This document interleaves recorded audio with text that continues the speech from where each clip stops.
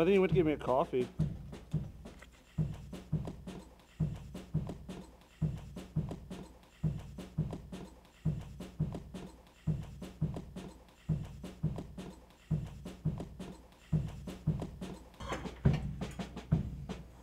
Inside trading on outsider arts.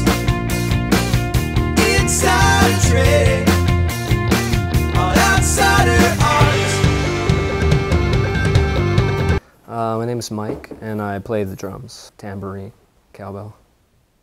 My name is Paul Gutile. I played the tenor sax, tambourine, hand clapping. What else? Vocals. My name is Carl Johnson, and I sang on the album, and I played guitar. My name is Mike Dawson. I wrote the lyrics. Wurlitzer organ, keyboards. Mostly played keyboard, synthesizer, a little bit of bass guitar, some percussion. I'm Amanda, and I played the glockenspiel. My name is Brennan Ross, and I played guitar. My name's Owen Hickey Cameron, and I played bass guitar. Moog Little Fatty, Casio SK1, and I played vocals. Oh, I looked right in the camera, I didn't look at the top. Tone bank and a Hammond.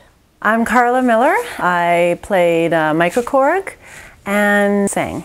Miscellaneous sort of noises and sprinkles. Somebody on this map, I saw the future escape from a crystal ball. It said the present is just an afterthought. Library Voices is an 8-piece pop collective. Library Voices started what felt like almost more of a social experiment maybe than a rock band. The results were that we became probably the 8 closest friends that any of us have had in a really long time.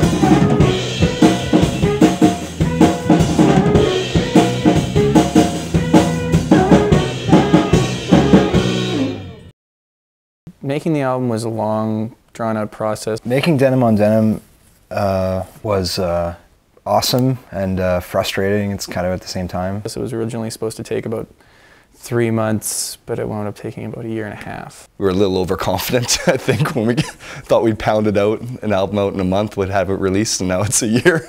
Yeah, so we spent a lot longer than we should have. Denim on Denim was a lesson in patience and perseverance. I was in Massachusetts, and I wanted to see the gravesite of Jack Kerouac, and there's sort of this mythology that surrounds it. People visit the site and leave bottles of wine and all these sorts of like letters and stuff to him, and I thought this would be a great sort of point to write a song from. But it was a really kind of gloomy, cloudy day, and the GPS satellites wouldn't pick up, so I ended up lost in Jamaica Plains for a couple hours and finally just sort of gave up. And I mean, I think that's kind of a metaphor for how the whole record went, you know? The album went through a lot of drastic changes. It got a lot better by the end, but the recording process brings all the little mistakes out. Kind of became a bit of a monster, not like the Metallica monster. It was like a really good learning experience. It definitely turned into something that none of us really expected. I don't think we'll do sort of the same thing again.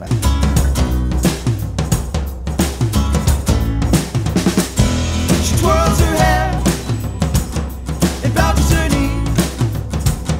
She's a bundle of nervous energy.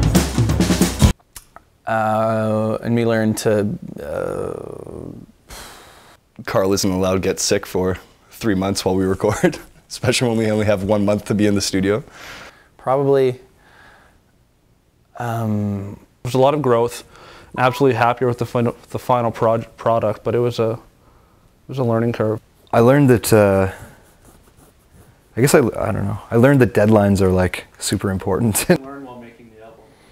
Learned not to take deadlines too seriously. Sometimes you have to just get high a certain way. I also...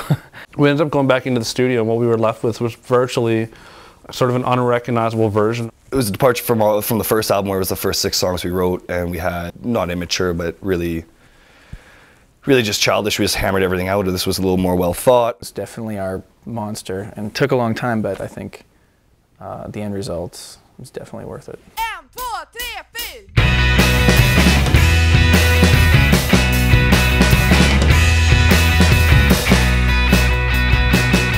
She walks in from a silver cloud just to pat you on the back and let you know you've done the right thing.